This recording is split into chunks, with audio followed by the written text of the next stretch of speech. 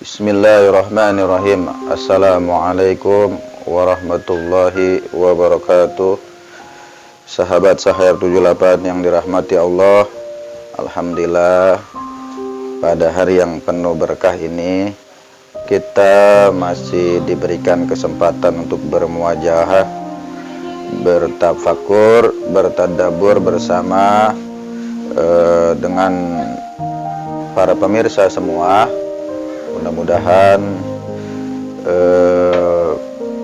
hari ini pertemuan kita membawa sebuah keberkahan, membawa kebaikan untuk kita semua, sehingga apa yang kita harapkan, yang kita cita-citakan baik di dunia maupun di akhirat, insya Allah akan mendapatkan jalan kemudahan, sehingga Allah meridhoi dan mengabulkan apa yang kita inginkan.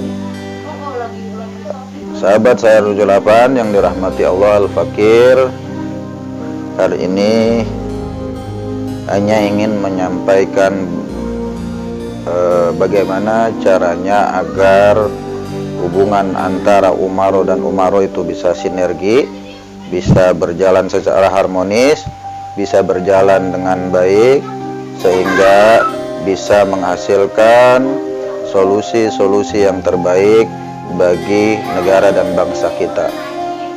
Sahabat Sahayar 78 yang dirahmati Allah, ada kaul dari ulama besar Alamah Syekh Imam Syafi'i.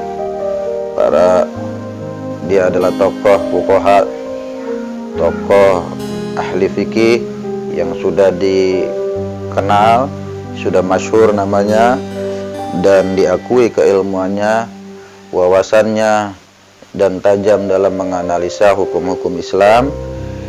Beliau berkata, isnani minan nas, ada dua golongan manusia dalam satu negara. Idza saluha, jika keduanya itu baik, saluhan nas, maka masyarakatnya akan baik.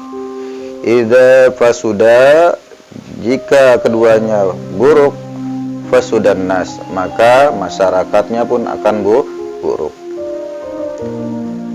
Itu adalah gambaran yang diberikan oleh Imam Syafi'i radhiyallahu an, bahwa ulama dan umaro dijadikan sebagai alat ukur, sebagai standar untuk menilai apakah sebuah masyarakat itu baik atau tidak baik, didasarkan kepada ulama dan umaronya. Siapa itu ulama? Ulama adalah dalam konteks kekinian disebut sebagai tokoh agama, orang-orang yang mengerti di bidang hukum agama, baik yang sifatnya ukhrawi maupun duniawi. Jadi bukan cuma sebatas ritual. Yang dimaksud ulama di sini menurut Imam Syafi'i adalah semua wilayah keilmuan ulama dalam aspek kehidupan, maka itu disebut ulama.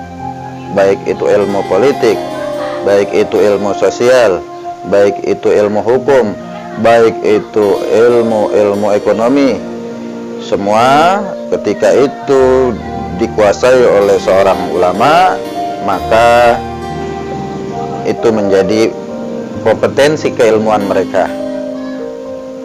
Bukan seperti yang dipahami sekarang, ulama itu dikerdilkan perannya hanya sebatas bicara perkara-perkara ubudiyah, surga, neraka, iman, takwa, juga hanya bicara tentang hubungan khalik dengan makhluknya. Tapi ulama dalam Islam itu memiliki makna yang sangat luas, yaitu harus bisa memahami segala aspek bidang keilmuan, ya, apalagi terkait dengan kemasyarakatan. Maka menjadi hal yang penting bagi kita untuk memahami itu. Adapun umaro adalah orang-orang yang diberikan kepercayaan oleh umat untuk mengurus umat, mentasarruf umat, mengelola umat sehingga menjadi masyarakat yang baldatun thayyibatun wa rabbun ghafur. Walaupun sebenarnya istilah ulama dan umaro ini baru muncul beberapa abad setelah Rasulullah wafat. Di masa Rasulullah SAW tidak pernah dikenal istilah ulama dan umaro. Maka yang ada semua adalah muslim. Semua adalah seorang muslim yang memang kemudian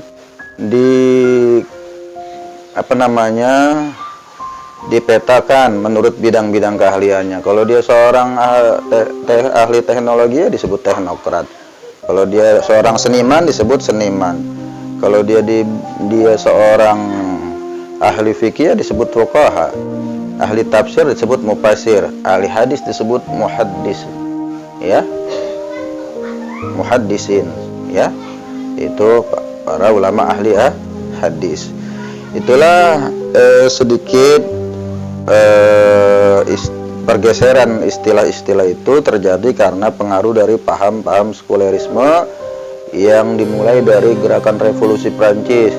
Ada gerakan Renaissance, cerdik pandai dulu di Eropa yang memprotes kebijakan-kebijakan gereja, sehingga kemudian terjadilah sekulerisme, pemisahan wilayah wewenang, maksudnya pemisahan tupoksi, pemisahan otoritas antara rohaniawan dan politikus.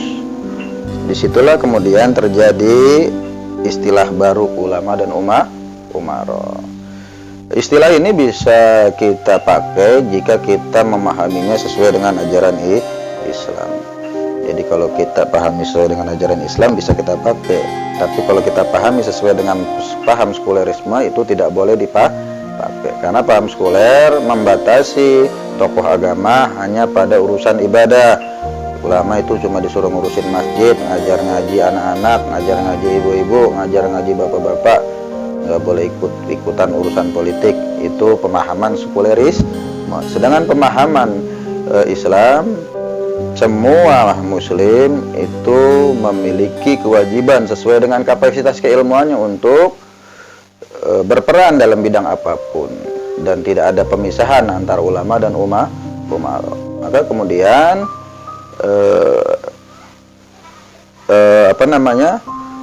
qaul Imam Syafi'i ini menjadi hal yang menarik untuk kita kaji. Itulah sebatas istilah. Sekarang kita masuk pada permasalahan inti. Mengapa kemudian yang disebut dengan tokoh bangsa dan tokoh agama dalam konteks kekinian ini itu sulit untuk bisa menyatukan pemikiran, karena paradigma berpikir mereka memang harus dibongkar dulu, harus disamakan dulu. Kalau politisi, para pemangku kebijakan itu memandang masyarakat menggunakan kacamata sekuler, sedangkan ulama menggunakan kacamata Islam. Jelas berbeda. Kacamata sekuler memang mengkerdilkan, membonsai peran agama, di mana agama hanya boleh ngomongin masalah-masalah pribadi kayak sholat, puasa, zakat, haji. Nggak boleh ngomongin politik, nggak boleh ngomongin hukum-hukum Islam seperti qisas, rajam, dan yang lain-lainnya. Juga nggak boleh ngomongin kebijakan-kebijakan negara, apalagi sampai berusaha untuk memperjuangkan hukum-hukum Islam menjadi hukum-hukum positif yang berlaku di sebuah negara. Itu paham sekuler, ya.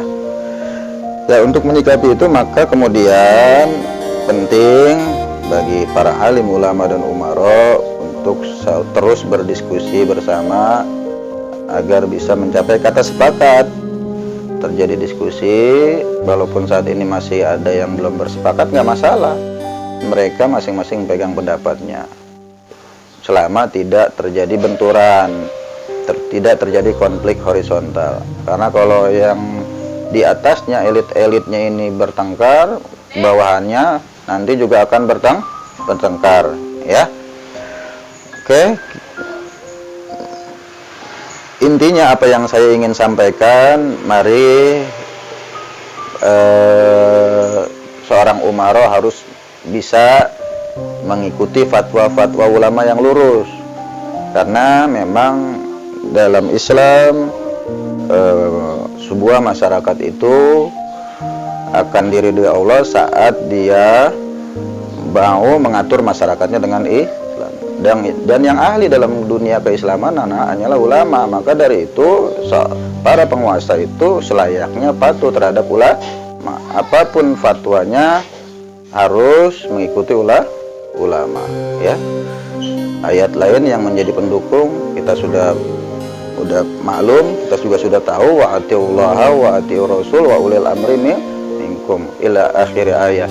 Jadi taatilah Allah dan taatilah Rasul dan pemimpin-pemimpin dari kalian, ya. Jadi kesimpulannya, jika ingin negara ini berkah, ridho, mari ulama dan umaro saling bergandengan dan mengikuti fatwa-fatwa ulama yang lurus. Insya Allah negeri kita akan diberkahi, menjadi negeri yang kuat, jadi negara yang bisa menolong negeri-negeri lain dari kezaliman bangsa-bangsa lain. Mungkin itu saja yang bisa Al-Fakir sampaikan. Mudah-mudahan bermanfaat. Kurang lebihnya mohon maaf. Kita tutup dengan doa kafaratul majlis. Subhanaka Allahumma wa bihamdika asyhadu an la ilaha illa anta astaghfiruka wa atubu ilaik. Summa assalamualaikum warahmatullahi wabarakatuh.